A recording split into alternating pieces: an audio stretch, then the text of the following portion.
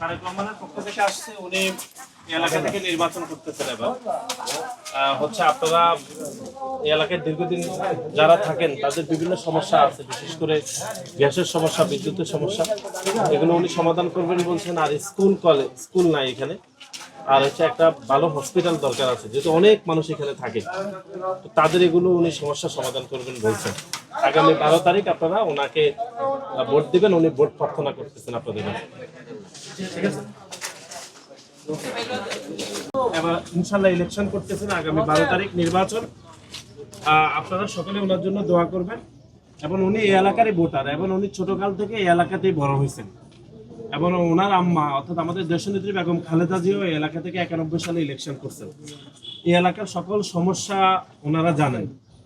ইনশাল্লাহ যদি আপনারা 12 তারিখে ওনাকে মূল্যবান ভোটটা দেন, তাহলে উনি আপনাদের এলাকা থেকে এমপি হবেন, এবং আপনাদের সকলের দোয়া ইনশাল্লাহ উনি প্রধানমন্ত্রী হবেন। আগামী 12 তারিখ আমরা ওনার পক্ষে আপনাদের কাছে ভোট প্রার্থনা করছি, ঠিক আছে? বাবু ওকে নাও, দোয়া করেন ভাই। হ্যাঁ, ওকে।